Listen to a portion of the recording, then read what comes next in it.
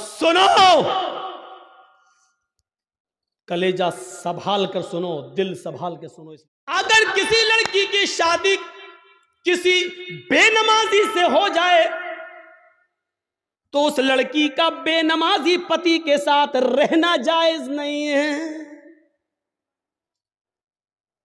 سمجھائے، مانتا ہے تو ٹھیک ہے، نہیں مانتا تو الگ ہو جائے.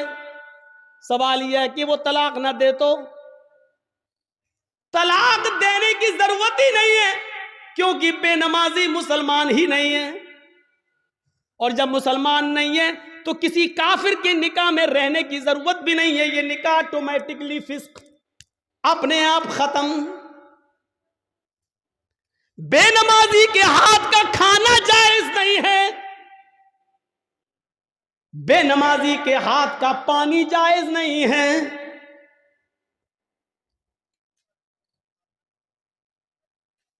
بے نمازی اگر مر جائے تو اس کی نماز جنازہ پڑھنا جائز نہیں ہے. بے نمازی اگر مر جائے تو اس کو مسلمانوں کے قبرستان میں دفن کرنا جائز نہیں ہے. کیا کیا بتاؤں.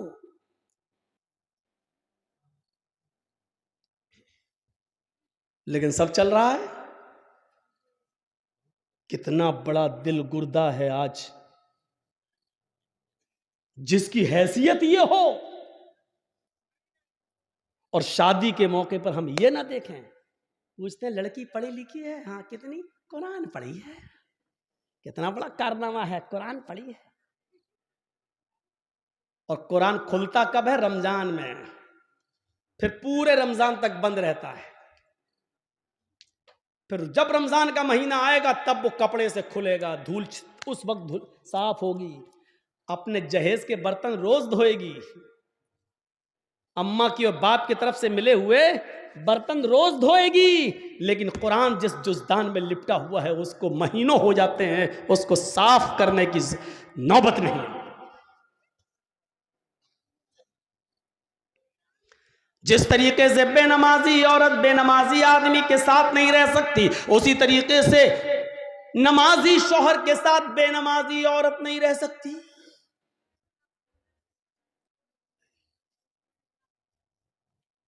دیکھ رہے ہیں آپ، ان نبیوں پر بھی نماز فرض تھی.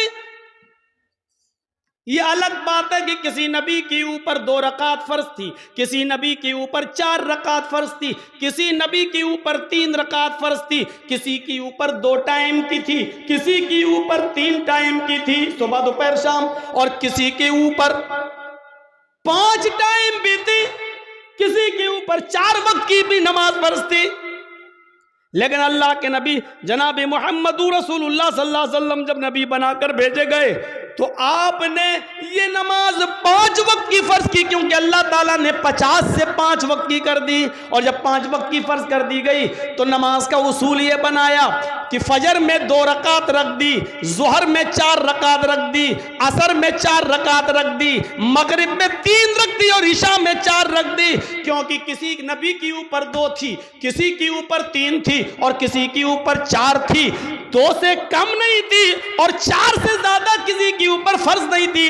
اس لیے اللہ کے نبی نے 2 بھی رکھی، 3 بھی رکھی اور 4 بھی رکھی، تاکہ لوگوں کو اس بات کا علم ہو جائے کہ میں کسی نبی کے خلاف نہیں ہوں. میں نے فجر میں 2 رکعت نماز فرض کی ہے تاکہ ان نبیوں کی بھی اقتدا ہو جائے جو 2 رکعت جو پڑھا کرتے تھے.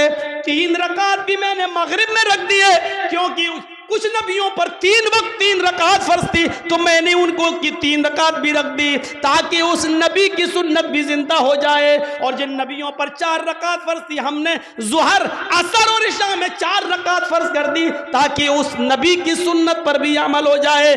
میں نبیوں کا مخالف نہیں ہوں، میں رسولوں کا مخالف نہیں ہوں، ہاں میں آخری نبی ہوں. اب طریقہ میرا چلے گا، اب راستہ میرا چلے گا.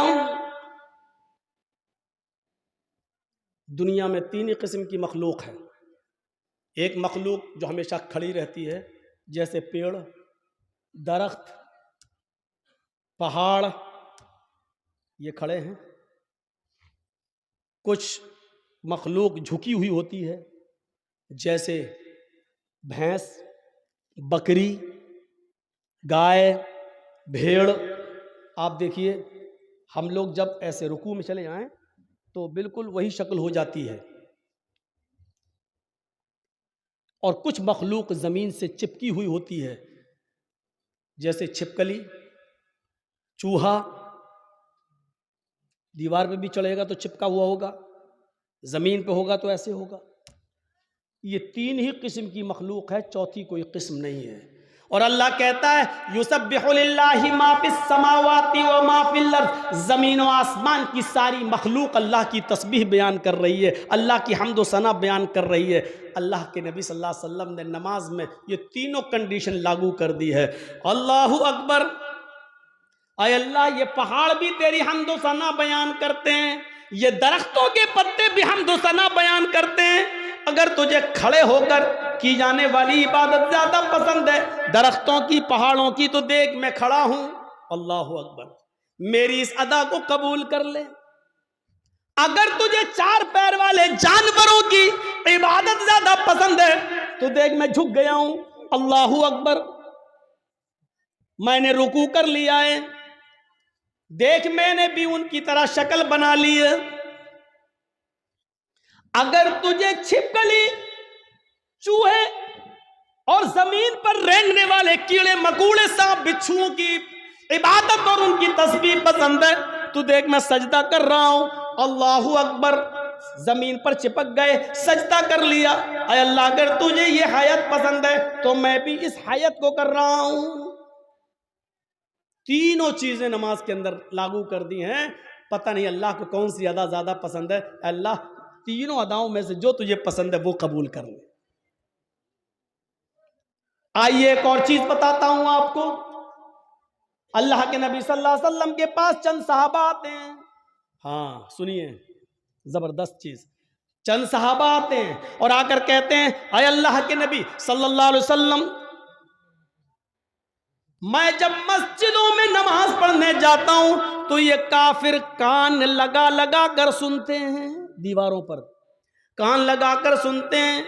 جب ہم زور سے مسجدوں میں نماز کی حالت میں قرآن کی تلاوت جب میں زور سے کرتا ہوں تو یہ کافر سن لیتے ہیں باہر سے، پھر یہ مسجدوں میں گھس جاتے ہیں اور بے تحاشا مارتے ہیں، اتنا مارتے ہیں کہ مارتے مارتے پیڑتے پیڑتے ہمیں بدحال کر دیتے ہیں، لہو لہان کر دیتے ہیں۔ اللہ کے نبی نے پوچھا اچھا یہ بتاؤ وہ کس وقت کان لگا کر سنتے ہیں تمہاری دیواروں پر؟ کہا اللہ کے نبی شام کو جب کام کر کے واپس آتے ہیں، بہت دیر ہو گئی، تقریباً 1.5 گھنٹہ 1 گھنٹہ، وہاں بڑا شور ہو رہا ہے، وہ پیچھے وہ لوگ سن ہی نہیں رہے، پتہ نہیں کیا خرافاتیں کر رہے ہیں، بچے نہیں ہیں اس میں، کچھ بڑے بھی ہیں، ادھر دیکھیے وہ پیچھے، اور ابھی تک نہیں سن رہے، دیکھو وہ پھر چھلانگ لگا رہا، کود رہا، ان کی آواز یہاں تک آ رہی ہے۔ کوئی ایسا آدمی نہیں ہے جو ان کو بھگا دے، ان کو کہہ دے گھر جائے۔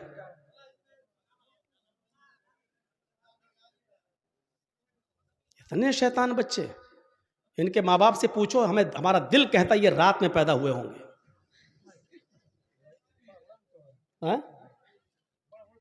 ہاں بڑا بڑا بھی ہے، ہم کو یہاں سے دکھ رہا ہے، ابھی نگاہیں اتنی کمزور تھوڑی ہوئی ہماری۔ پوچھا اللہ کے نبی صلی اللہ علیہ وسلم نے اچھا یہ بتاؤ کہ وہ کس وقت کان لگا کے سنتے ہیں؟ کہا اللہ کے رسول وہ جب شام کو کام کر کے واپس آتے ہیں، جب تو وہ کان لگا کر سنتے ہیں، یعنی عصر کے وقت۔ تو اللہ کے نبی صلی اللہ علیہ وسلم نے فرمایا اچھا تو کان لگاتے ہیں وہ دیواروں پر؟ کہاں؟ تو ٹھیک ہے پھر عصر میں تم قرآن کی قرأت زور سے کرنا بند کر دو، یعنی آہستہ پڑھ لو۔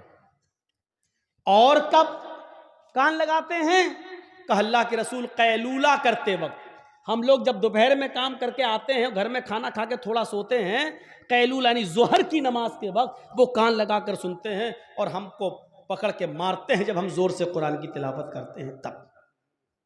تو اللہ کے نبی نے کہا ظہر میں بھی تم قرآن کو آہستہ پڑھو۔ دیکھیے آپ نے یہ نہیں کہا کہ نماز گھر میں پڑھ لو، مقامی آدمی ہو جو کہیں کا رہنے والا ہو, آپ اپنے گاؤں کے رہنے والے ہیں, تو آپ اپنے گھر پہ نماز نہیں پڑھیں گے. کوئی مسافر آدمی ہے, سفر سے آیا ہے, تو وہ جہاں ٹھہرا ہے, جہاں رکا ہے, وہ نماز پڑھ سکتا ہے اپنے مقام پر جہاں وہ ٹھہرا ہے, اس لیے کہ اس کو قصر میں کرنا ہے, 2 رکعت پڑھنا ہے. اور مسافر ظہر اور عصر ایک ساتھ پڑھ سکتا ہے, مغرب اور عشاء ایک ساتھ پڑھ سکتا ہے, وہ 2 نمازیں ملا سکتا ہے, اس کو گنجائش ہے. لیکن مقامی آدمی کو نہیں. اللہ کے رسول نے ان سے کیا کہا؟ اچھا ظہر میں مارتے ہیں اور عصر میں مارتے ہیں, کہاں تو ٹھیک ہے, ظہر میں آہستہ پڑھ لو اور عصر میں آہستہ پڑھ لو. اچھا یہ بتاؤ مغرب میں, کہ اللہ کے رسول وہ بہت دیر سے آتے ہیں, تو مغرب میں وہ کان لگا کے نہیں سنتے ہیں. تو آپ نے فرمایا پھر مغرب میں قرآن کی تلاوت زور سے کرو. اچھا عشاء میں, ہاں اللہ کے نبی جب وہ گھر کاروبار کر کے کھیتی باڑی کر کے واپس آتے ہیں تو عشاء میں بھی کان لگا کے سنتے ہیں. آپ نے ہاں تو وہ عشاء میں بھی نہیں سنتے ہیں کیونکہ تھکے ہوئے ہوتے ہیں, کھانا کھایا اور سو گئے. مغرب کے بعد آتے ہیں, سنتے نہیں ہیں, اس لیے آپ نے کہا مغرب میں پڑھو زور سے. عشاء کی نماز آپ اتنی دیر سے پڑھتے ہیں کہ ان کو نیند آ جاتی ہے, وہ عشاء میں بھی نہیں سنتے, آپ نے فرمایا تو عشاء میں بھی پڑھو. اچھا فجر میں, کہ اللہ کے نبی فجر میں تو وہ خود ہی گھوڑا بیچ کے سوتے رہتے ہیں, تو آپ نے کہا پھر فجر میں بھی زور سے تلاوت کرو. پہلے یہ 5 وقت زور سے تلاوت ہوتی تھی, 5 نمازوں میں زور سے پڑھا جاتا تھا الحمدللہ رب العالمین. جب صحابہ نے شکایت کی کہ اے اللہ کے رسول یہ ہمیں مارتے ہیں, کانوں میں دیواروں پہ کان لگاتے ہیں, سن لیتے پڑھ رہے ہیں تو مارتے ہیں, پیٹتے اتنا مارتے ہیں کہ لہو لہان ہو جاتے ہیں. تو آپ نے کہا کب مارتے ہیں؟ کہا ظہر میں. آپ نے کہا ظہر میں آہستہ پڑھو. کب مارتے ہیں؟ کہا عصر میں. عصر میں بھی آہستہ پڑھو. مغرب میں؟ کہا نہیں زور سے پڑھو. عشاء میں سو جاتے ہیں وہ, زور سے پڑھو. فجر میں نہیں اٹھتے ہیں وہ, زور سے پڑھو. میرے بھائیو یہ سلسلہ چلتا رہا, بہت دنوں تک یہ سلسلہ چلتا رہا, اور اتنے دنوں تک یہ سلسلہ چلا کہ مکہ فتح ہو گیا. جب مکہ میں کامیابی مل گئی اور نبی کی حکومت آ گئی, تب صحابہ کرام نے پھر عرض کیا. اب جو چیز بتانا چاہتا ہوں وہ سنیے. اب صحابہ نے عرض کیا اے اللہ کے نبی جب ہمارے حالات خراب تھے, جب یہ ہمیں مارتے تھے پیٹتے تھے, جس کی وجہ سے آپ نے آہستہ پڑھنے کا حکم دے دیا تھا ظہر میں اور عصر میں, اب تو یہ مارتے نہیں ہیں, اب تو حکومت ہمارے ہاتھ میں آ گئی, اب تو مکہ اور مدینہ کی باغ ڈور ہمارے ہاتھ میں ہے, تو اے اللہ کے نبی ہمیں پہلی والی اجازت دے دیجئے, اب ہم پھر سے 5 وقت کی نمازوں میں زور سے تلاوت کریں. بھئی حالات اب ختم ہو گئے, پہلے حالات برے تھے اس لیے آپ نے آہستہ پڑھنے کو کہہ دیا, اب تو ہمارے فیور میں ہیں حالات, اب تو ہمارے حق میں ہیں حالات, تو اب کیوں ہم آہستہ پڑھیں, اب ہم زور سے پڑھیں گے. آپ نے کہا نہیں نہیں بالکل نہیں. صحابہ نے کہا اللہ کے رسول کیا یہ وجہ نہیں تھی کہ یہ لوگ ہمیں مارتے تھے اس لیے آپ نے آہستہ پڑھنے کے لیے کہہ دیا تھا؟ آپ نے کہا وجہ یہی تھی. کہا جب وہ ریزن ختم ہو گیا, جب وہ وجہ ختم ہو گئی, تو اب زور سے پڑھنے کی اجازت کیوں نہیں دی جا رہی ہے؟ اللہ کے نبی نے کیا فرمایا؟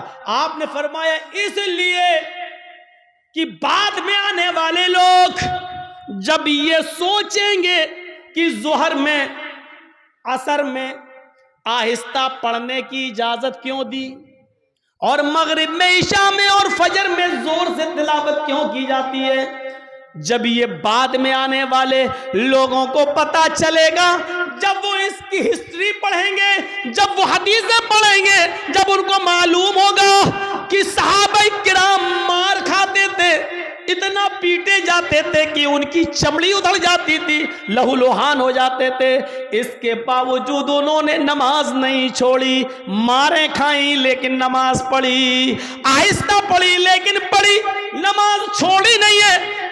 جب ان کو اس بات کا علم ہوگا تب ان کو پتا چلے گا کہ صحابہ کرام نے بڑی سے بڑی مصیبتیں جھیلی ہیں لیکن نماز نہیں چھوڑی ہے, نماز ترک نہیں کی ہے, تو پھر وہ بھی نمازی بن جائیں گے, وہ بھی نماز کے پابند ہو جائیں گے. اب آپ کو اندازہ ہے میرے بھائیوں, صحابہ کرام مارے کھاتے تھے, اتنا پیٹتے تھے کہ ان کی چمڑی ادھر جاتی تھی, جسم سے خون بہتا تھا, لیکن اس کے باوجود نماز پڑھ رہے ہیں. اللہ کے رسول نے کہا زور سے مت پڑھو, آہستہ پڑھو, لیکن پڑھو. نماز ایسی کنڈیشن میں بھی معاف نہیں.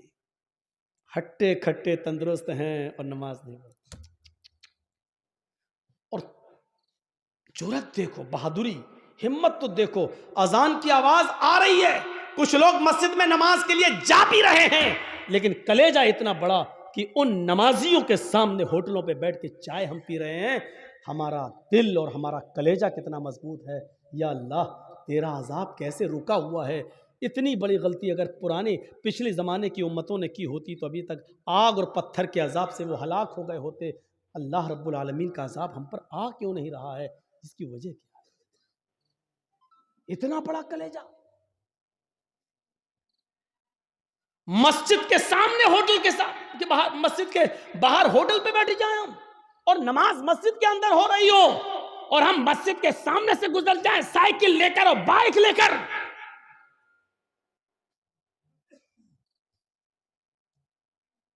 یہ مسجد دن بھر میں 5 مرتبہ بد دعا دیتی ہے. الہ العالمین ان لوگوں نے مجھے بنایا تو بڑی شان سے، جلسے کرا کرا کے، چندے کر کر کے، سیمنٹ لے لے کے، بوریاں لے لے کر، اینٹیں لے لے کر ہمیں بنایا تو بہت اچھا ہے، خوبصورت بنا لیا، مینارہ بھی بنا دیا، بڑی عالیشان بنا دیا، لیکن الہ العالمین انہوں نے مجھے ویران کر دیا. بنانے کے بعد مجھے آباد نہیں کیا. اے اللہ انہوں نے میرا پیٹ نہیں بھرا. اللہ انہوں نے مجھے بنانے کے بعد میرے پاس نہیں آئے، میری گود میں نہیں آئے. اے اللہ جس طریقے سے انہوں نے مجھے بنانے کے بعد ویران کر دیا، اے اللہ تو ان کی زندگیوں میں ویرانی پیدا کر دے. اللہ جس طرح انہوں نے مجھے برباد کیا تو ان کو برباد کر دے. اللہ جس طریقے سے انہوں نے ہمیں بنا سوا کر درست کرنے کے بعد ہمیں بھلا دیا ہے، اے اللہ تو ان کو بھلا دے. میرے بھائیوں یہ مسجدوں کی کہیں بد دعاؤں کا نتیجہ تو نہیں جو ہمارے حالات ہی ہے، جو ہمارے حالات ہی ہیں. پہلے زمانے میں جب جنگیں ہوتی تھی، نماز کا وقت ہو جایا کرتا تھا، بادشاہ نماز کی حالت میں، بادشاہ جنگ کی حالت میں نماز کے لیے کھڑا ہو جاتا تھا. دوسرا بادشاہ یہ سمجھتا تھا کہ یہ کیا ہو رہا ہے، بتایا یہ نماز پڑھ رہے ہیں، اللہ کو یاد کر رہے ہیں، اللہ سے دعا کر رہے ہیں. وہ بادشاہ اپنی فوج لے کر بھاگ جاتا تھا، یہ کہتے ہوئے کہ جو قوم تیروں اور تلواروں کہ سایوں میں بھی اپنے رب کو نہ بھولتی ہو تو اس کا رب اسے کیسے بھول جائے گا.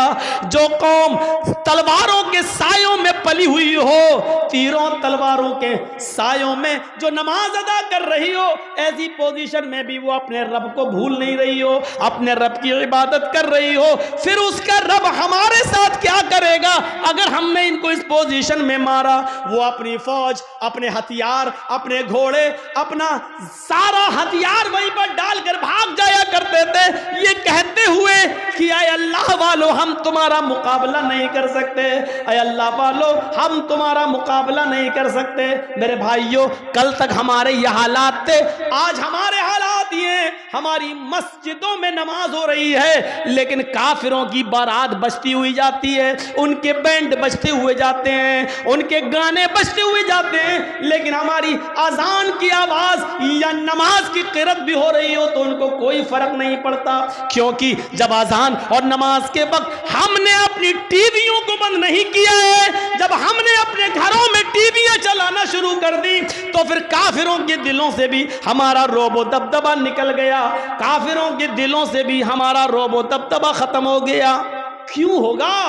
ہم نے کافروں کے دلوں میں اپنی عزت بنائی کہاں ہے؟ کہاں بنائی ہے ہم نے اپنی عزت؟ غزوہ احزاب کا وہ موقع یاد کرو. سنو، صرف ایک نماز تھی، بس ایک، وہ بھی اللہ کے رسول صلی اللہ علیہ وسلم نبی کی ایک نماز، اور وہ بھی چھوٹی نہیں تھی، بس صرف اس کا اصل وقت نکل گیا تھا. غزوہ، جنگ ہو رہی ہے، نام ہے اس غزوے کا غزوہ احزاب. اور سنو،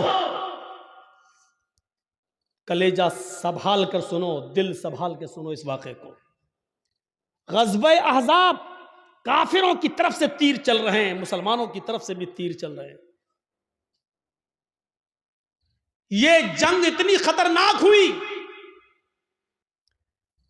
کہ عصر کی نماز کا وقت آ گیا،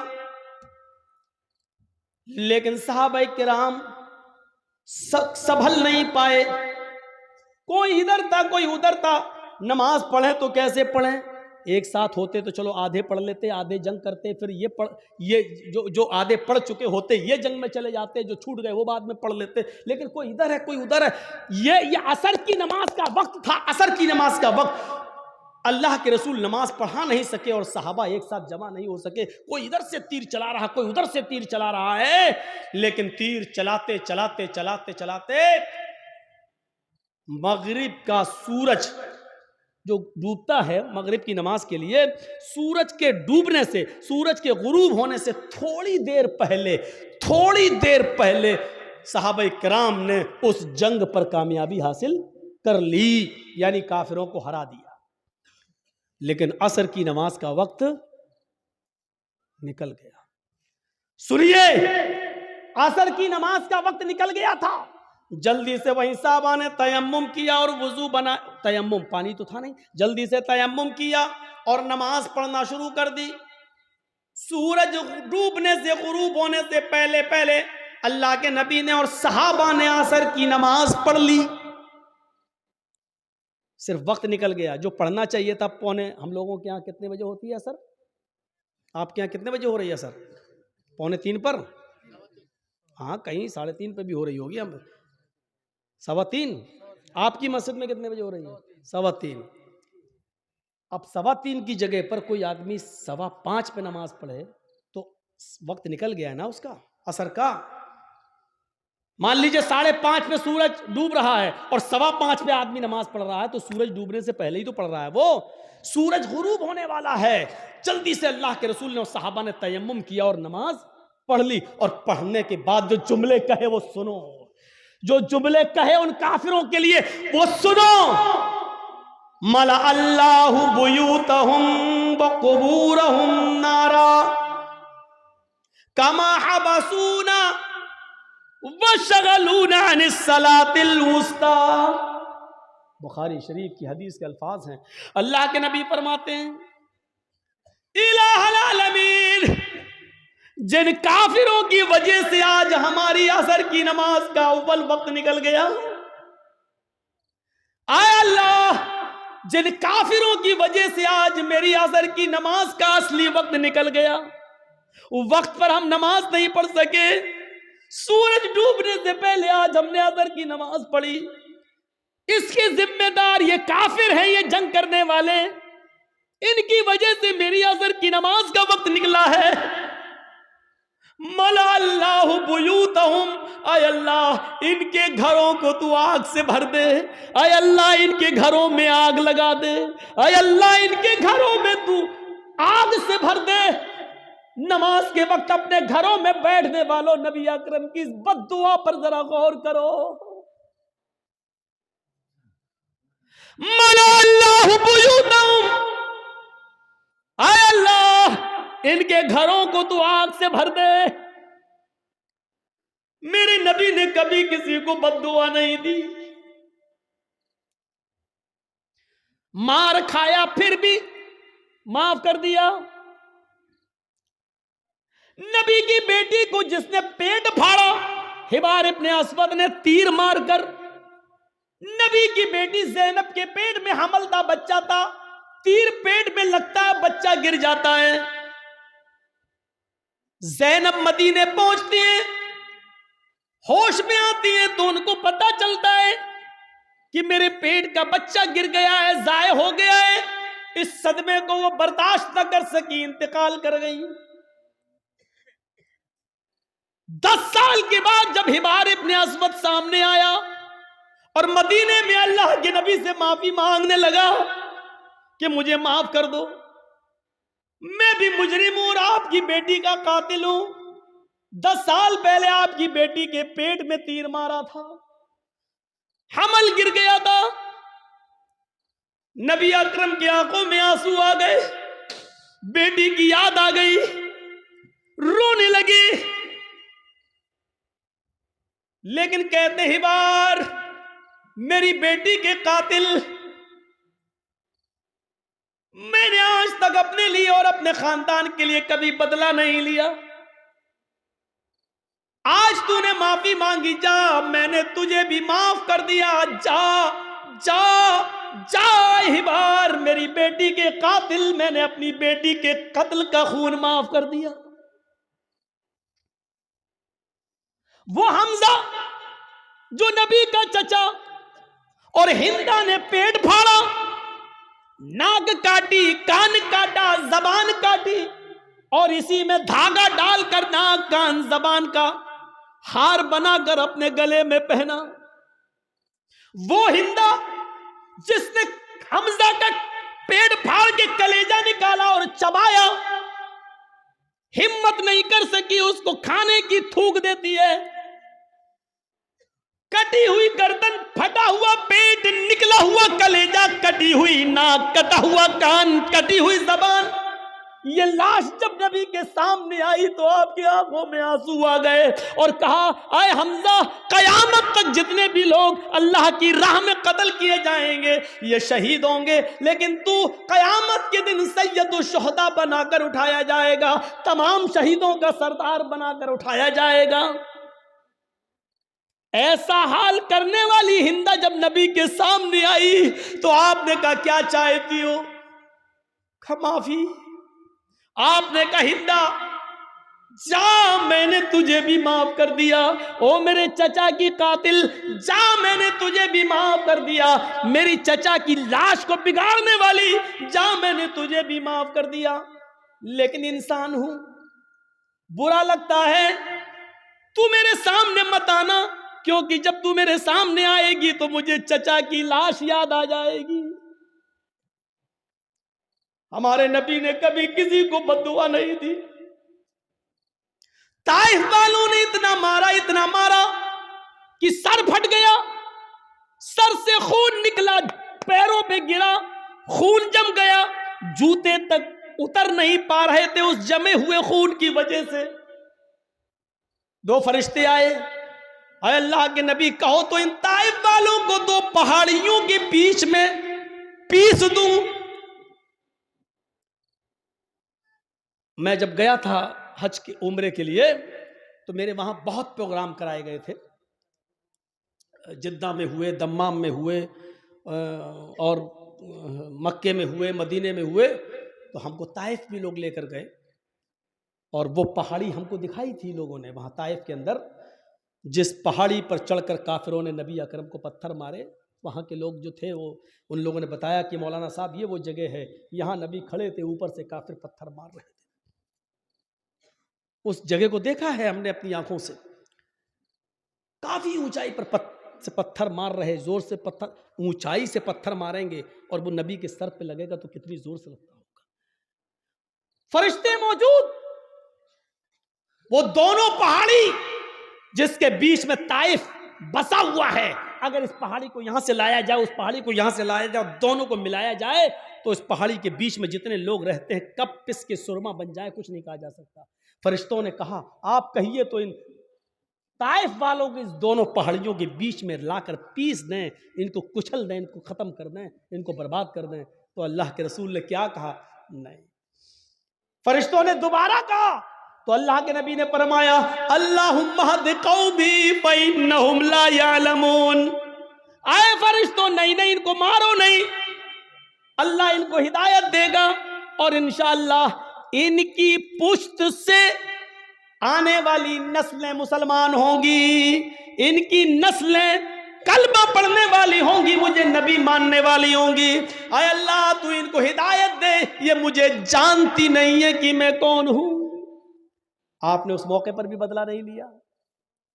دیکھ رہے ہیں آپ، بیٹی کے قاتل کو معاف کر رہے ہیں، بدلہ نہیں لے رہے ہیں، ہندا کو معاف کر رہے ہیں، انتقام نہیں لے رہے ہیں۔ طائف میں پتھر کھانے کے باوجود فرشتے پتھروں کا طائف والوں کو پیسنا چاہتے ہیں، لیکن نبی انتقام نہیں لے رہے ہیں، کہہ رہے ہیں اے اللہ تو ان کو ہدایت دے۔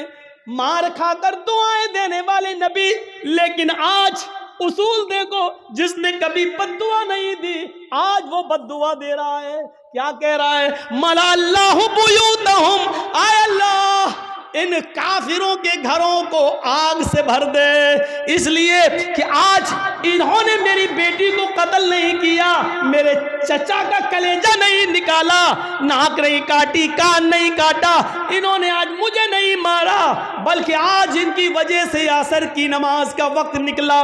غور کرو، بیٹی کو مارا تو اس کو معاف کر دیا، چچا کا کلیجہ نکال کے کھانے والی کو معاف کر دیا، لیکن جن کی وجہ سے عصر کی نماز چھوٹ گئی، وقت پر نہیں پڑھ سکے، ان کو معاف نہیں کر رہے. اللہ کے نبی کہہ رہے ہیں ملا اللہ بیوتہم، اے اللہ ان کے گھروں کو تو آگ سے بھر دے. اور جب یہ مر جائیں آگ میں، اور جب ان کی قبروں، جب ان کو دفن کیا جائے قبروں میں، تو قبورہم، اے اللہ مرنے کے بعد بھی ان کو بخشنا نہیں، ان کی قبروں میں بھی آگ لگا دینا. کتنی ڈینجر بد دعا ہے. اندازہ لگاؤ، نماز جن کی وجہ سے چھوٹ رہی ہے وہ بھی سوچیں. جرجی صاحب نماز پڑھتے ہیں،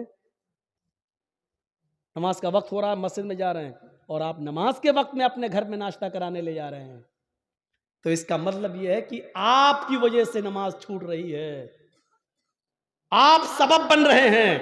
یا تو نماز سے اتنا پہلے ناشتہ کرانا چاہیے تھا کہ اذان کے فوراً بعد نماز پڑھی جا سکے، یا پھر نماز کے بعد آپ کو ناشتہ کرانا چاہیے تھا. آپ ایسے موقع پر کیوں لے جا رہے ہیں؟ یہ ذہن غور کریے گا، غور کریے گا. وہ جنگ ہو رہی ہے، اللہ سبب مت بنیے کسی کا. آپ خود نماز پڑھنے رہے، دوسرے کی بھی نماز چھڑوا رہے ہیں آپ. یہ ایک اور گناہ ہے. کافر تو ویسے ہی جہنمی ہے، لیکن اللہ کے رسول صلی اللہ علیہ وسلم کیا کہہ رہے ہیں؟ اے اللہ ان کے گھروں کو آگ سے بھر دے، اور مرنے کے بعد جب یہ قبر میں دفن ہوں تو ان کی قبروں کو بھی تو آگ سے بھر دے. کما حبسونا وشغلونا عن الصلاۃ الوسطی، کیونکہ آج ان کی وجہ سے میری عصر کی نماز چھوٹ گئی. اوفو، ایک وقت کی نماز، اور وہ بھی چھوٹی نہیں، پڑھ لی. مغرب کے بعد نہیں پڑھ رہے ہیں، مغرب سے پہلے ہی پڑھ رہے ہیں، لیکن اصل وقت نکل جانے کی وجہ سے اب ہم اندازہ لگائیں ہم کہاں کھڑے ہیں. مولانا جرجی صاحب، آپ چاہے کتنا بول لو نماز کے اوپر، صبح فجر کی نماز میں ہم پھر نہیں آئیں گے، گھر میں سوتے رہیں گے. ہم تو بڑے باپ کے بیٹے ہیں، ہمارے اوپر تو کسی کی تقریروں کا اثر نہیں ہوا. 80-90 سال کے بزرگ علماء آئے، ان کی نہیں مانی، تم تو کل کے لونڈے تمہاری کیا سنیں گے؟ تمہارے جیسے 336 مولوی روز بولتے ہیں، کسی کی نہیں سنی ہم نے، تمہاری کیا سنیں؟ اس تقریر کے ختم ہونے کے بعد پھر بھی فجر کی نماز میں اگر ہم نے جماعت کے ساتھ نماز نہیں پڑھی تو لکھ لو آپ اپنے جلسہ کرانے میں ناکام ہو گئے. سوچ لو، آپ کو کوئی کامیابی نہیں ملی جلسہ کرانے کی. اگر تقریروں سے ایمان میں تازگی پیدا نہ ہو، مسجدوں میں نمازیوں کی تعداد نہ بڑھے، تو بیکار ہیں ایسے جلسے. اس سے بہتر تھا کہ عشاء کی نماز کے بعد آپ سوتے اور فجر کی نماز سے پہلے آپ اٹھ کر فجر کی نماز پڑھ لیتے جماعت کے ساتھ. یہ آپ کے لیے تقریر سننے سے بہتر ہوتا. ایک صحابی رات بھر نماز پڑھتے رہے، اللہ اکبر، دعا مانگتے، پھر نماز پڑھی، دعا مانگتے رہے، نماز پڑھی، نماز پہ نماز، سجدے پہ سجدے، عشاء سے لے کر فجر تک برابر نماز پڑھتے رہے. نیت تھی فجر کی نماز پڑھ کر سوئیں گے، لیکن تھوڑی دیر پہلے، فجر کی نماز سے تھوڑی دیر پہلے ان کی آنکھ لگ گئی. اب سنو، فجر کی نماز سے تھوڑی دیر پہلے، بھائی رات بھر جاگ لیے تو تھوڑی دیر پہلے ایسے ویسے لیٹے تھے، چلو تھوڑا لیٹ جاتے ہیں، کمر سیدھی کرتے ہیں، ابھی اذان کا وقت ہونے والا، گئے کام سے. تھوڑی دیر کی بات آنکھ کھلی، مسجد میں نماز ہو رہی ہے، جلدی سے وضو بنایا، نماز میں شامل ہو گئے.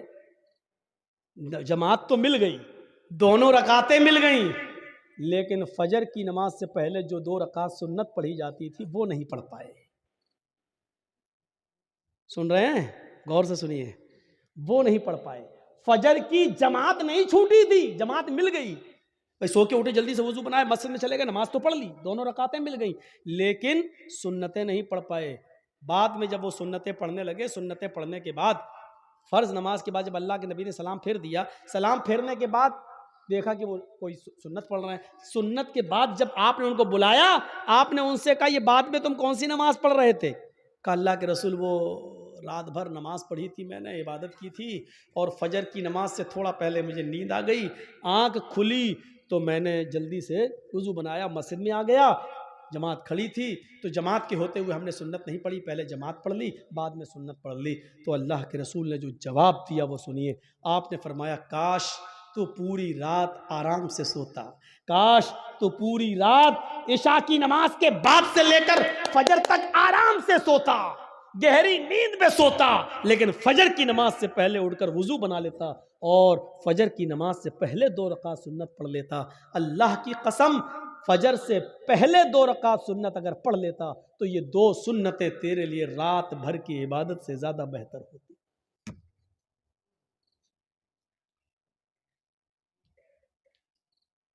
فجر کی نماز سے پہلے 2 رکعت سنت تمہاری رات بھر کی عبادت سے زیادہ بہتر ہوتی. کیوں جاگے تم رات بھر؟ یعنی ایسی عبادت سے کیا فائدہ کہ جلسہ سنو 12 بجے تک 1 بجے تک اور سوتے سوتے 2 بج جائے اور فجر کی نماز میں جب آپ اٹھ نہ سکیں اور مسجد میں نہ جا سکیں تو ایسے جلسوں سے کیا فائدہ؟ یہ بند ہونے چاہیے ڈرامے. ہاں میں اس کو ڈرامہ کہتا ہوں. جو جلسے لوگوں کو نمازی نہ بنا سکیں وہ ڈرامہ ہے. جو تقریریں لوگوں کے دلوں میں ایمان تازہ نہ کر سکے وہ نوٹنکیاں ہیں. وہ لیلا مجنوں کی کہانیاں ہیں.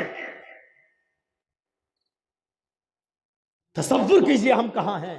نماز کتنی ضروری چیز ہے ہماری سوسائٹی اور ہمارے سماج میں اور ہمارے لیے. رمضان کا چاند دیکھا جاتا ہے اور عید کا بھی دیکھا جاتا ہے. رمضان کا چاند دیکھنے کے لیے ایک آدمی کی باشرہ آدمی کی گواہی کی ضرورت ہے. اگر ایک آدمی یہ کہہ دے کہ میں نے چاند دیکھا ہے تو دوسرے دن سے روزہ رکھا جائے گا. عید کے چاند کے لیے 2 آدمیوں کی گواہی ضروری ہے. عید کے چاند کے لیے اصول ہے. اب رمضان کے لیے 1 آدمی کی گواہی کافی ہے لیکن عید کے چاند کے لیے 2 کی گواہی چاہیے. کیوں چاہیے؟ اللہ کے نبی سے پوچھو. ہر چیز کا جواب ہمارے پاس نہیں ہے. بس نبی نے کہہ دیا ہمیں ماننا پڑے گا.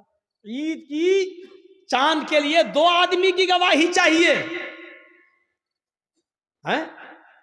لیکن جب رمضان میں 1 آدمی کی گواہی آپ مانیں گے یا عید کے چاند کے لیے 2 آدمی کی گواہی مانیں گے تو اس وقت بھی دیکھا جائے گا یہ 1 آدمی جو روزے کی گواہی دے رہا ہے یہ 5 وقت کا نمازی ہے یا نہیں ہے.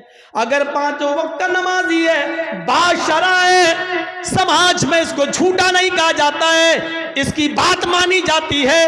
دیندار ہے نمازی ہے تو اس کی بات مانی جائے گی. نماز روزے کا پابند نہیں ہے جمعہ تک کی نماز نہیں پڑھتا ہے ایسا آدمی گواہی دے رہا ہے تو اس کی گواہی بھی چاہے وہ کتنا بھی سچ بول رہا ہو اس کی گواہی بھی اس کی جیب میں گھسیڑ دی جائے گی. بھاگ نہیں تسلیم کیا. روزے کا چاند 1 آدمی کی گواہی ہے اور 1 آدمی اگر نہیں دیکھتا چاند لیکن ایک عورت چاند دیکھتی ہے تو 1 عورت کی گواہی نہیں مانی جائے گی. 2 عورتوں کی گواہی 1 مرد کے برابر ہے. لہذا عورتیں 2 ہونا چاہیے. آدمی ایک آدمی اگر کہہ دے باشرہ ہو کہ میں نے روزے کا چاند دیکھا ہے رمضان کا تو روزہ رکھا جائے گا. لیکن 1 عورت چاہے وہ کتنی بھی نیک ہو دیندار ہو نمازی تہجد گزار ہو لیکن 1 عورت اگر چاند کی گواہی دیتی ہے تو اس کی بات نہیں مانی جائے گی. 2 عورتیں ہونا چاہیے. ایسے ہی عید کا چاند 2 مردوں کی گواہی چاہیے لیکن 2 مردوں نے نہیں دیکھا ہے 1 مرد نے دیکھا ہے اور 1 عورت نے تو نہیں مانی جائے گی. 1 مرد نے دیکھا ہے تو 2 عورتیں ہونی چاہیے یا 4 عورتیں ہونی چاہیے وہ بھی باشرع. اب ہم اپنے ذہن میں اس بات کو رکھیں کہ جب یہاں بے نمازیوں کی گواہی نہیں مانی جا رہی ہے، سوچئے تو اور معاملات کے اندر بے نمازی کی حیثیت کیا ہوگی۔ آئیے ایک اور چیز کی طرف ہم تمہیں لے کے چلتے ہیں۔ یا ایھا الذین آمنوا استعینوا بالصبر والصلاۃ، یہ بڑی پیاری چیز ہم آپ کو بتانے کے لیے چل رہے ہیں میرے بھائیوں۔ یا ایھا الذین آمنوا استعینوا بالصبر والصلاۃ، آئی ایمانوں والو تم صبر اور نماز کے ذریعے اللہ سے مدد مانگو۔ بڑی پیاری آیت ہے۔ چھوٹا سا بچہ ہے، ابھی وہ اپنی ماں کا دودھ پیتا ہے، 8-9 مہینے کا، 10 مہینے کا، 1 سال کا ہے، چلتا ہے پھرتا ہے، پوری طاقت نہیں ہے، ہلکے ہلکے پیروں سے چلتا بھی ہے، گرتا بھی ہے۔ کبھی کبھی اس کے سامنے انجان آدمی آ جائے تو ڈرتا بھی ہے، اس کے سامنے کوئی کیڑا مکوڑا ٹہلنے لگے تو وہ ڈرتا بھی ہے۔ آپ نے دیکھا ہوگا ماں نے اپنے بچے کو چھوڑا، چلنا سکھا رہی ہے، تھوڑا چلتا ہے گرتا ہے، تھوڑا چلتا ہے گرتا ہے، ماں تھوڑی دور ہٹ کے دیکھتی ہے، دیکھے کتنی دور جاتا ہے بچہ۔ بچہ تھوڑی دور گیا، وہاں کوئی جانور دیکھا، کوئی کیڑا مکوڑا دیکھا، وہ ادھر سے پلٹا بھاگتا ہے اپنے ماں کے پاس۔ ماں جلدی سے اپنے دونوں باہیں پھیلا دیتی ہے، اور بچہ جب ڈرتا ہے تو وہ اپنی ماں کی گود میں آ جاتا ہے۔ جیسے بچہ اپنی ماں کی گود میں آتا ہے، وہ اپنے آپ کو بالکل محفوظ کر لیتا ہے، سمجھ لیتا ہے۔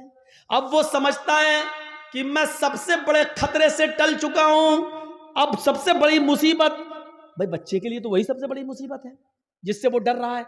بچہ اپنی ماں کی گود میں آیا، اور جیسے ہی وہ اپنے ماں کی گود میں آتا ہے، وہ سمجھتا ہے کہ اب مجھے کوئی خطرہ نہیں ہے، کیونکہ میں ایک سرکشت گود میں آ گیا ہوں، ایک محفوظ گود میں کے اندر آ گیا ہوں، اب مجھے دنیا و ما فیہا کا کوئی خطرہ نہیں ہے۔ بچہ اپنی ماں کی گود میں آ جاتا ہے تو وہ دنیا کے بڑے سے بڑے خطرے سے اپنے آپ کو محفوظ سمجھ لیتا ہے۔ قرآن یہی فرما رہا ہے، لوگو نماز یہ ماں کی گود ہے۔ تمہارے لیے بڑے سے بڑے خطرے جب تمہارے سامنے آئیں، بڑی سے بڑی مصیبتیں جب تمہارے سامنے آئیں، بڑے سے بڑے خوفناک مرحلے جب تمہارے سامنے آئیں، تو تم نماز کی آغوش میں آ جاؤ، نماز کی گود میں آ جاؤ۔ جب تم مسجد میں آ جاؤ گے، نماز کی آغوش میں آ جاؤ گے، تو تم اس خطرے سے محفوظ ہو گئے۔ نماز اپنے نمازی کو اپنی گود میں ایسے لے لیتی ہے جیسے ماں اپنی گود میں اپنے بچے کو لے لیتی ہے۔ جیسے بچہ ماں کی گود میں آ کر اپنے آپ کو محفوظ سمجھ لیتا ہے، ایسے ہی نمازی نماز کے اندر اپنے آپ کو محفوظ سمجھ لیتا ہے۔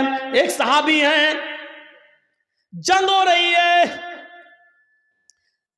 نماز کا وقت ہو جاتا ہے، نماز کے وقت ہی میں ابو داؤد شریف کی روایت ہے، ایک تیر آتا ہے، اور تیر آتے ہی ان کی پیٹھ میں لگتا ہے۔ اور سوچو تیر کسی کی پیٹھ میں لگ جائے اور نماز کے اندر لگ جائے، لگی، ہاتھ بندھے ہوئے ہیں، تیر پیچھے لگتا ہے، خون بہنے لگتا ہے اور ٹپکنے لگتا ہے، لیکن انہوں نے قرآن پڑھنا بند نہیں کیا، پوری نماز پڑھ لی۔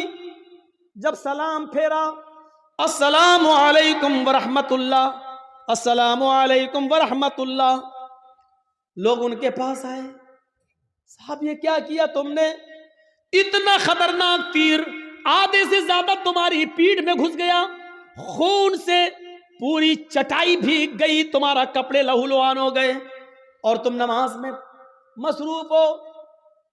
اس صحابی نے جواب دیا، جب میں نماز پڑھ رہا تھا، اللہ کی قسم میری پیٹھ میں کب تیر لگا مجھے پتا ہی نہیں چلا، اس لیے کہ میں سورہ کہف کی تلاوت کر رہا تھا، اور سورہ کہف کی تلاوت کرتے ہوئے مجھے اتنا مزہ آ رہا تھا، اتنا انجوائے مل رہا تھا، سورہ کہف کی تلاوت نے مجھے تیر کی تکلیف بھلا دیا، مجھے پتہ ہی نہیں چل رہا ہے کہ مجھے تیر لگا ہے۔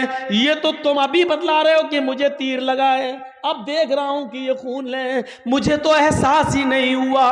غور کیجئے کتنا بڑا خطرہ تھا تیر کا لگنا، اور ان کو پتہ ہی نہیں، کیونکہ وہ نماز کی گود میں تھے، نماز کی آغوش میں تھے۔ سوچو میرے پیارے ساتھیو، آج ہماری بھی نمازیں ہیں، ہم پڑھتے ہیں اور ایک چھوٹا سا مچھر کاٹ لے تو ہم جلدی سے گال مسلنے لگتے ہیں، مچھر مارنے لگتے ہیں، اس لیے کہ ہمیں قرآن کی تلاوت میں مزہ ہی نہیں آتا ہے۔ وہ کہہ رہے ہیں کہ ہم ایسے سورہ کہف پڑھ رہے تھے، سورہ کہف کی تلاوت میں مجھے اتنا مزہ آ رہا تھا، اتنا انجوائے آ رہا تھا کہ مجھے پتہ ہی نہیں چلا کہ مجھے کب تیر لگا۔ یا ایھا الذین آمنوا استعینوا بالصبر والصلاۃ، ایمانو والو تم صبر اور نماز کے ذریعے اللہ سے مدد مانگو، صبر اور نماز کے ذریعے اللہ سے مدد مانگو، صبر اور نماز کے ذریعے صبر کرو اور نماز آغوش میں آ جاؤ نماز کے، اور جب تم مانگو تو اللہ جب نماز پڑھو گے تو اللہ تمہاری سب سنے گا۔ ہاں ایسا بھی ہو سکتا ہے کہ نماز کے بعد تم کچھ مانگ رہے ہو اور اللہ نہیں دے رہا ہے، یہ ہو سکتا ہے، تو اس میں گھبرانا نہیں چاہیے۔ نماز بھی پڑھ رہے ہو، دعا بھی مانگ رہے ہو، یا ربی یا ربی یا ربی، اللہ مجھے یہ دے، مجھے یہ دے، مجھے یہ دے، لیکن نہیں مل رہا ہے، اس کا یہ مطلب نہیں کہ آپ کی نمازیں قبول نہیں ہو رہی، اس کا یہ بھی مطلب نہیں کہ اللہ آپ سے ناراض ہے۔ کبھی ایسا مت سوچنا، نہیں دے رہا ہے تو وہ جانتا ہے کہ کیوں نہیں دے رہا ہے، اس کی مرضی ہے، اسی میں بھلائی ہو سکتی ہے۔ ہمارا ایک چھوٹا سا بچہ ہے، اس کو نیمونیا ہو گیا ہے، ایک مثال دے رہا ہوں، آپ کا ایک چھوٹا سا بچہ ہے، اس کو نیمونیا ہو گیا ہے، ناک بہہ رہی ہے، بخار میں تڑپ رہا ہے، بار بار اس کو پیاس بھی لگ رہی ہے، ڈاکٹر نے دوا دی ہے، ٹھنڈی چیزوں سے منع کیا ہے۔ جب آپ اس بچے کو لے کر دوا لے کر آ رہے ہیں تو راستے میں برف بیچنے والا آئس کریم بیچنے والا آئس کریم بیچ رہا ہے، اور آپ کا بچہ آئس کریم کی ضد کر رہا ہے، پاپا مجھے آئس کریم چاہیے، پاپا مجھے آئس کریم چاہیے، ڈیڈ مجھے آئس کریم چاہیے، ابو مجھے آئس کریم چاہیے۔ مجھے ایمانداری کے ساتھ بتائیے، آپ کا بچہ بخار کی حالت میں، نیمونیا کی پوزیشن میں آئس کریم مانگ رہا ہے، کیا آپ اس کو آئس کریم دلائیں گے؟ کیا آپ اس کو آئس کریم کھلانا پسند کریں گے؟ نہیں، کیونکہ آپ جانتے ہیں کہ اس وقت اس کی اگر مراد میں نے پوری کر دی تو میرا بچہ اور زیادہ بیمار ہو جائے گا۔ آپ اس کے ہزار ضد کرنے کے باوجود آپ اس کو آئس کریم نہیں دیں گے، جبکہ آپ کو برا لگ رہا ہے کہ میرا بچہ بیچارہ مانگ رہا ہے، آپ نہیں چاہتے کہ اس کی تمنا پوری نہ ہو، آپ چاہتے ہیں کہ دلائیں، لیکن اس کی بیماری بتلا رہی ہے آئس کریم اس کے لیے نقصان دہ ہے۔ آپ باپ ہوتے ہوئے بھی اپنے بچے کو آئس کریم نہیں دلائیں گے، کیونکہ یہ آپ جانتے ہیں کہ میرے بچے کے لیے کیا اچھا ہے کیا برا ہے۔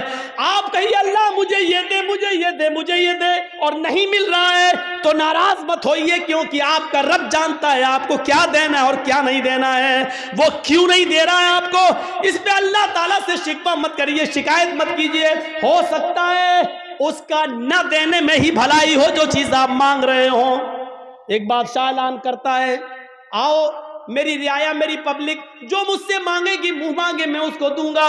ساری کی ساری پبلک ایک میدان میں جمع ہو جاتی ہے، اور بادشاہ جو پبلک مانگتی جا رہی ہے بادشاہ دیتا جا رہا ہے۔ ایک بڑھیا ایک کھچر پہ بیٹھ کے آئی، کھچر گدھے کی طرح ہوتا ہے، کھچر پہ بیٹھ کے آئی۔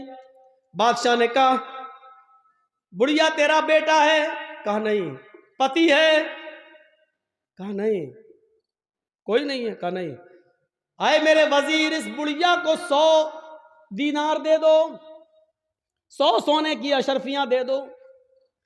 بڑھیا کہنے لگی نہیں، آپ بے انصافی کر رہے ہیں، سب سے پوچھ رہے ہیں کہ بتاؤ کیا مانگتے ہو، اور جو جو مانگ رہا اس کو آپ دیتے جا رہے ہیں، اور مجھ سے کہہ رہے ہیں کہ 200 اشرفی دے دو سونے کی۔ نہیں، مجھے بھی منہ مانگے انعام چاہیے۔ بادشاہ نے کہا بتا تجھے کیا چاہیے؟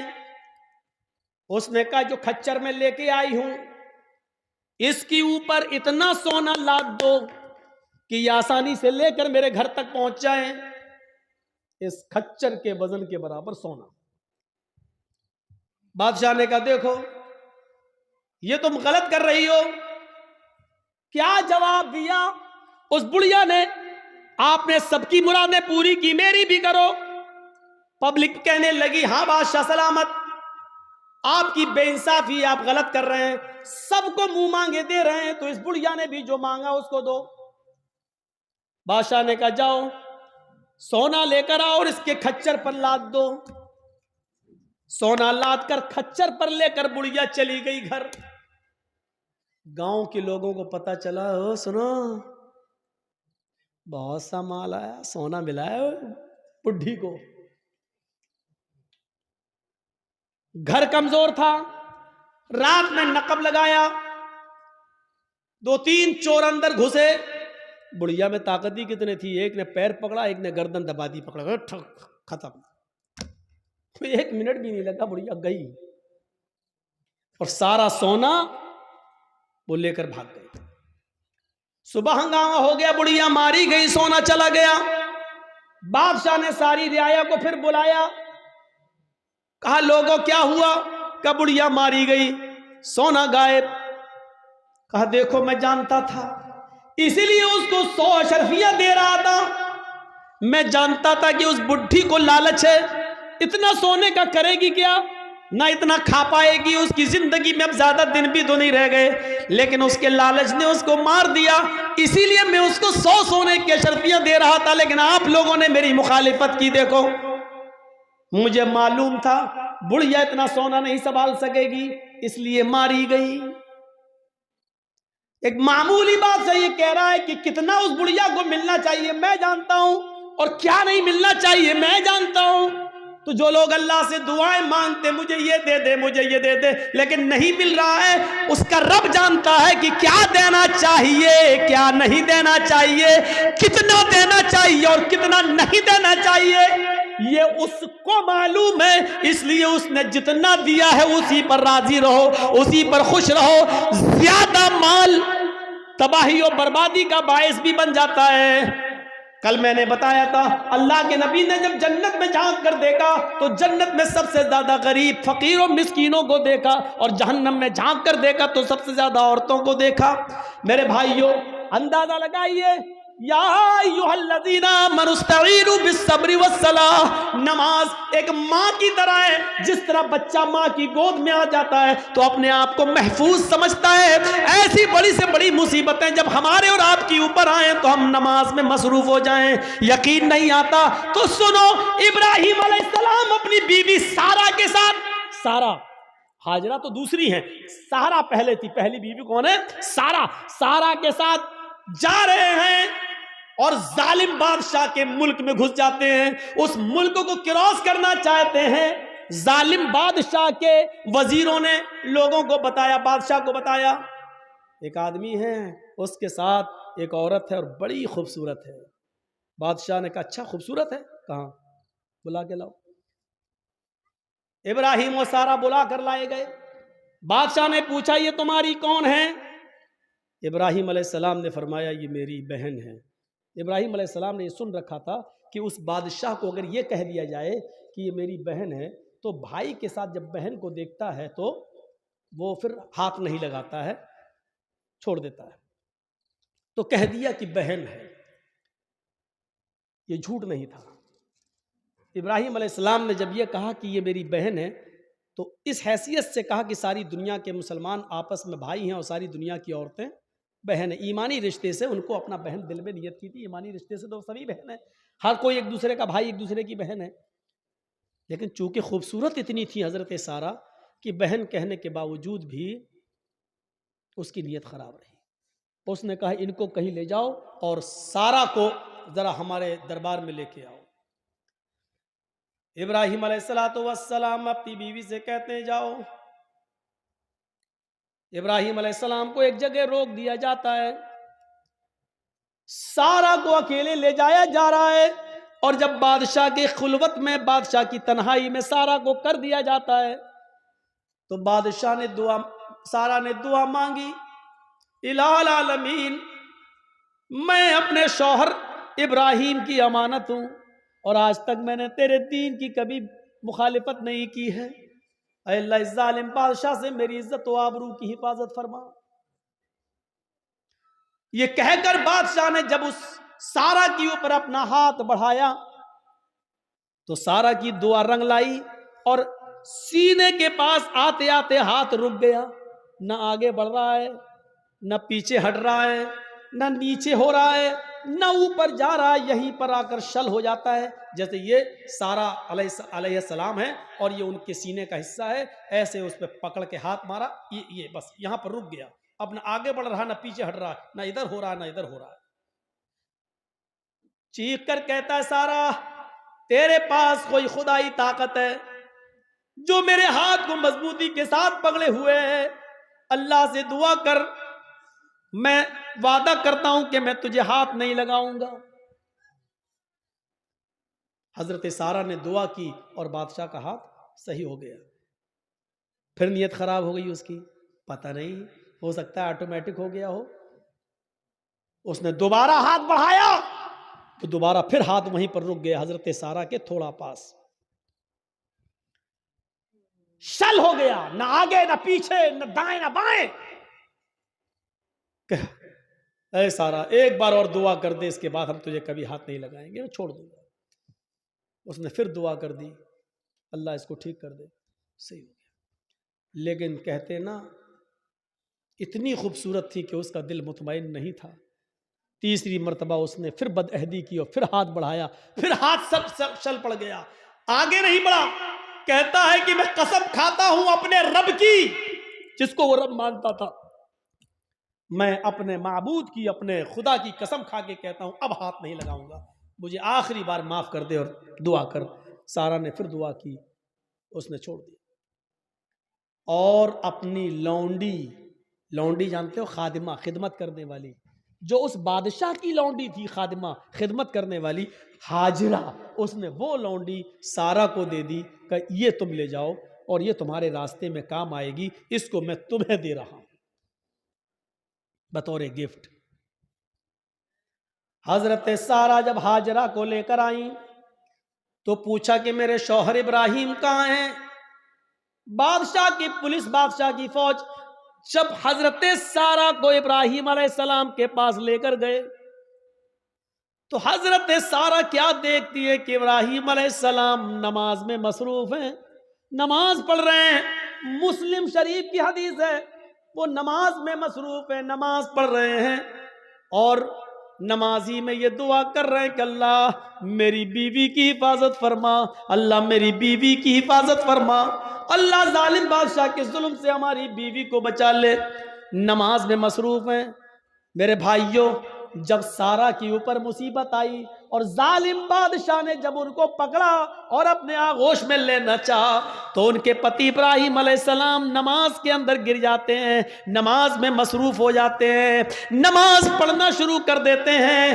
غور کیجئے، جب کسی کے اوپر مصیبت آئے تو اس کو نماز کے اندر نماز پڑھنا چاہیے، اس کو نماز کے اندر اللہ رب العالمین سے دعا کرنی چاہیے، کیونکہ نماز ایک ماں ہے، آپ کو اپنی آغوش میں لے لے گی، اور جب آپ نماز کی آغوش میں آ جائیں گے تو سارے خطروں سے محفوظ ہو جائیں گے، سارے خطروں سے آپ الگ ہو جائیں گے، پھر کوئی خطرہ نہیں رہے گا، ٹل جائے گا وہ خطرہ. آپ کو یاد ہوگا صحیح بخاری کی روایت ہے، بنی اسرائیل میں ایک نوجوان تھا، نام تھا اس کا جریج، بہت نیک عبادت کرنے والا، بڑا اللہ والا، بڑا نمازی. ایک بار حضرت جریج نماز کے اندر مصروف تھے، نماز پڑھ رہے اور ان کی ماں کو کسی چیز کی ضرورت پیش آ گئی تو جریج کو آواز دینے لگی، آئی جریج کہتے ہیں اللہ میں نماز میں ہوں اور پیچھے میری ماں آواز دے رہی ہے. جریج یہ کہتے ہیں اللہ میں کیا کروں، میں نماز میں اور میری ماں پیچھے آواز دے رہی ہے. پھر اس نے تیسری آواز دی، جریج، لیکن جریج نے کوئی جواب نہیں دیا، وہ نماز پڑھتے رہے. چوتھی بار جریج کی ماں کے منہ سے یہ جملہ نکلا، جریج تو نے میری آواز سن کر بھی انسنا کر دیا. آئے اللہ، جریج اس وقت تک نہ مرے جب تک کہ وہ کسی بدکار عورت کا منہ نہ دیکھ لے. آئے اللہ، جریج کو اس وقت تک تو موت مت دینا جب تک کہ جریج کسی بے شرم و بے حیا عورت کے ساتھ ہم بستری نہ کر لے، اس کے ساتھ زنا نہ کر لے۔ ماں کی بد دعا تھی، ماں یہ بد دعا دے کر چلی گئی۔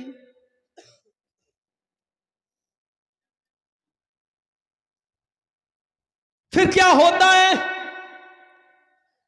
2 4 5 دن کے بعد ایک عورت جریج کے معبد میں جہاں وہ عبادت کرتے تھے اسی میں حجرہ تھا، اسی حجرے میں خوبصورت عورت آتی ہے اور جریج سے کہتی ہے جریج ادنو منی، آؤ میرے قریب آؤ اور مجھ سے زنا کرو۔ جریج نے کہا اللہ کی پناہ، میں ایسا غلط کام نہیں کر سکتا، میں اللہ کا نیک بندہ ہوں، اس کی عبادت میں اپنی زندگی گزار رہا ہوں، چلو جاؤ یہاں سے ہٹو، یہ غلط کام مجھ سے نہیں ہوگا۔ جریج نے اس عورت کو بھگا دیا۔ وہ عورت پریشان تھی، سیدھے جنگل میں جاتی ہے اور وہاں بکریاں چرانے والے ایک چرواہے کے ساتھ وہ زنا کر لیتی ہے، شکار ہو جاتی ہے زنا کا۔ 9 مہینے 10 مہینے گزر جاتے ہیں۔ 9 مہینے کے بعد اس عورت کے بچہ پیدا ہوتا ہے، حمل ٹھہر گیا تھا۔ 9 مہینے کے بعد جب بچہ پیدا ہوا تو اس چرواہے کا تو پتہ ہی نہیں کہ وہ کہاں کا رہنے والا تھا، کہاں چلا گیا، اور نہ یہ عورت اس کو پہچانتی تھی، بس جنون تھا اس کو کسی سے ملنے کا، مل لیا وہ۔ یہ جریج نہیں ملا تو جنگل کے چرواہے کے پاس چلی گئی، لیکن چرواہے کا پتہ نہیں۔ 9 مہینے سے اس کے گھر میں جب بچہ پیدا ہوتا ہے تو پورے گاؤں والے اس پر بھل پڑے، ہے تیری شادی نہیں ہوئی، بچہ کہاں سے آیا؟ جب اس کو زیادہ پریشان کیا گیا اور گمبھیرتا سے اس بات کو لی گئی کہ پورا سماج بدنام ہو جائے گا، بتا پہلے یہ بچہ کس کا ہے، تو اس عورت نے جریج کا نام لے دیا۔ اس عورت نے جریج کا نام لے لیا کہ اس بچے کا باپ جریج ہے۔ آج کل تو ڈی این اے ٹیسٹ ہو جائے گا، پتا چل جائے گا کس کا بچہ ہے، لیکن اس زمانے میں تو ڈی این اے ٹیسٹ کی کوئی مشینری نہیں تھی، پیتھولوجی اور سائنس نے اتنی ترقی نہیں کی تھی، کوئی پیتھولوجی بھی نہیں تھی۔ پورا گاؤں آیا غصے میں اور دیکھا کہ جریج نماز پڑھ رہا ہوں، پورا نماز سے ان کو کھینچا، ہٹ دیکھ کتنا اللہ والا بنا پھرتا ہے، نماز پڑھ رہا ہے، اور اس کا پورا عبادت خانہ توڑ دیا۔ اب بڑا نالائق آدمی ہے، بڑا کمینہ انسان ہے، اس کا عبادت خانہ توڑ دیا۔ مارا نہیں، اس کو کھینچ لیا، دیکھ کتنا اچھا بنتا ہے، کتنا نیک بنتا ہے، سجدوں پہ سجدے کرتا ہے، رات میں نماز پڑھتا ہے، دن میں نماز پڑھتا، اور کارنامہ دیکھ، گاؤں کی لڑکی کے ساتھ ایسا حال، اس کو ماں بنا دیا، پریگننٹ کر دیا، اس کے پیٹ میں بچہ۔ کس کس کو صفائی دیتے؟ جب عورت یہ کہہ رہی ہے کہ اس بچے کا باپ جریج ہے، تو اب جریج کس کس کو صفائی دیتے؟ نہیں مانتا کوئی ان کی بات۔ جریج سمجھ گئے کہ وہ بچہ کسی اور کا ہے، لیکن اس عورت نے میرا نام لگا دیا، تو بجائے لوگوں کو صفائی دینے کے جریج نے ایک جگہ چٹائی بچھائی، عبادت خانہ تو توڑ دیا، جریج نے ایک جگہ چٹائی بچھائی اور اسی پر وہ نماز پڑھنے میں مصروف ہو گئے، اور نماز کے اندر یہ دعا کرنے لگے، اے اللہ اس کی سچائی اگر سامنے نہ آئی تو دنیا میں پھر کبھی کوئی تیرے نیک بندوں پر بھروسہ نہیں کرے گا، کبھی بھی پھر نیک لوگوں پر اعتبار نہ کیا جائے گا، ہر نیک آدمی پھر بدنام ہو جائے گا۔ اے اللہ میں نماز کے اندر تجھ سے دعا مانگتا ہوں کہ اس کی سچائی ظاہر کر دے۔ نماز پڑھ رہے ہیں، ادھر اللہ تعالیٰ نے اس بچے کو قوت گویائی دی، جو بچہ اس عورت نے پیدا کیا تھا، جو چرواہے کی پیداوار تھا، وہ بچہ زور زور سے کہنے لگا، اے گاؤں والو، اے گاؤں والو، اے سماج والو، میری ماں جھوٹ بول رہی ہے، میں جریج کا بیٹا نہیں ہوں، میرا باپ فلاں جنگل کا فلاں چرواہا ہے جو فلاں فلاں بستی میں رہتا ہے، میری ماں نے اس کے ساتھ زنا کیا تھا، میں اس باپ آپ کی اس چرواہے کی اولاد ہوں، میں جریج کا بیٹا نہیں ہوں، جریج نے میری ماں کے ساتھ کچھ نہیں کیا۔ جب وہ بچہ زور زور سے بولنے لگا، اس بچے کے زور سے بولنے کی وجہ سے لوگوں کو یقین آ گیا کہ اس عورت نے جھوٹا جریج کا نام لیا ہے۔ وہ معافی تلافی کرتے ہوئے آئے اور کہنے لگے جریج ہمیں معاف کر دو، ہم سونے کا تمہارا معبد عبادت خانہ سونے کا بنا دیں گے، ہمارے پاس اتنا سونا ہے ہم سونے کا تمہارا عبادت خانہ بنا دیں گے۔ جریج نے کہا نہیں نہیں، جس طرح مٹی کا پہلے بنا ہوا تھا اسی طریقے کا بنا دو، سونے کی عبادت خانے کا ہم کیا کریں گے، ہمیں تو نماز ہی تو پڑھنا ہے اور کرنا ہی کیا ہے۔ میرے بھائیوں، حضرت جریج کے اوپر جب مصیبت آتی ہے اور اتنی بڑی مصیبت کہ نیک آدمی کے اوپر زنا کا الزام لگ رہا ہے، تو حضرت جریج صفائی پیش نہیں کرتے ہیں بلکہ نماز کی آغوش میں چلے جاتے ہیں، نماز کے دامن میں چلے جاتے ہیں، نماز پڑھنا شروع کر دیتے ہیں اور اسی نماز کے اندر دعا مانگ رہے ہیں۔ اللہ نے کہا یا ایھا الذین آمنوا استعینوا بالصبر والصلاۃ، جب تمہارے اوپر مصیبت آئے تو صبر اور نماز کے ذریعے اللہ سے مدد مانگو۔ جریج نے صبر کیا گاؤں والوں کے عبادت خانہ توڑنے پر اور نماز کے ذریعے اللہ سے مدد مانگی ہے۔ میرے بھائیوں، نماز بڑی سے بڑی مصیبتوں کو دور کر دیتی ہے۔ نماز جب آپ کے اوپر بہت بڑی کوئی مصیبت آئے تو فوراً وضو بناؤ اور نماز کی آغوش میں چلے جاؤ۔ 313 صحابہ، 1000 کا لشکر کافروں کا جنگ بدر میں، اللہ کے نبی نے جب یہ کنڈیشن دیکھی تو آپ سمجھ گئے کہ یہ ہتھیاروں سے لیس ہمارے پاس کچھ نہیں، آج کیا ہوگا؟ تو آپ نماز پڑھنے لگے اور سجدے میں یہ دعا کرنے لگے اللہم لا تہلک ھذی العصابہ ان تہلک ھذی العصابہ لن تعبد بعد اليوم قط۔ اے اللہ، آج اگر یہ مٹھی بھر جماعت ہلاک ہو گئی، آج یہ 313 صحابہ اگر مٹ گئے، ہلاک ہو گئے، تو اس روئے زمین کے اوپر پھر کبھی تیری عبادت نہ ہو سکے گی، اس روئے زمین کے اوپر پھر کبھی کوئی تیرا نام لینے والا نہ ہوگا۔ اے اللہ، ان 313 صحابہ کی حفاظت فرما، یہ 1000 کافروں کا لشکر ہے۔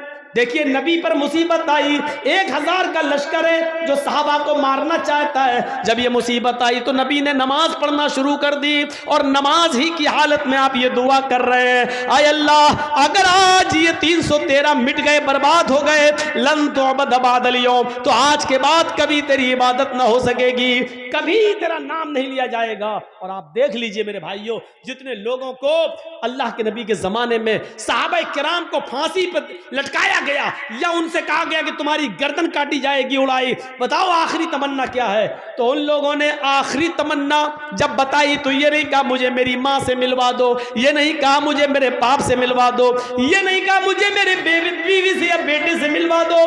جب ان سے پوچھا جاتا تمہاری آخری تمنا کیا ہے تو وہ کہتے ہیں مجھے 2 رکعت نماز پڑھنے کی مہلت دے دو، مجھے 2 رکعت نماز پڑھنے کا موقع دے دو بس۔ اور وہ ہلکی نماز پڑھتے 2 رکعت تاکہ دشمن یہ نہ سمجھے کہ میں لمبی نماز اس لیے پڑھ رہا ہوں تاکہ موت سے بچ جاؤں یا موت کے ڈر سے میں لمبا کر رہا ہوں۔ وہ چھوٹی چھوٹی ہلکی ہلکی نماز پڑھ لیا کرتے تھے۔ نماز مصیبتوں کو اور پریشانیوں کو دور کرتی ہے میرے بھائیوں۔ جب آپ کے پاس کوئی مصیبت کوئی پریشانی آئے فوراً نماز کی آغوش میں چلے جاؤ اور نماز کے بعد یا نماز میں دعا مانگو اللہ تعالیٰ سے کہ بار الہ تو ہماری خطاؤں کو معاف فرما دے، بار الہ اس مصیبت کو تو ہمارے اوپر سے ہٹا دے اور دور کر دے۔ میرے بھائیوں، نماز انسان کے لیے ویسے ہی ہے جیسے ماں کی گود بچے کے لیے ہے۔ بچہ جب ڈرتا ہے تو ماں کی گود میں آتا ہے تو اپنے آپ کو محفوظ سمجھتا ہے۔ آپ جب نماز پڑھیں گے تو اپنے آپ کو محفوظ سمجھیں گے۔ 1:10 ہو گیا ہے، مجھے نکلنا ہے۔ جو ٹرین مجھے پکڑنی تھی وہ آج کینسل ہو گئی ہے۔ میرے بھائیوں، میں نے بر وقت فلائٹ کا ٹکٹ کلکتہ سے نکالا ہے، مجھے لکھنؤ جانا ہے اور کلکتہ تک بھی مجھے 8 بجے تک پہنچنا ہے۔ اس لیے ہم اللہ سے دعا کرتے ہیں کہ بار الہ تو ہماری خطاؤں کو معاف فرما دے، گناہوں کو بخش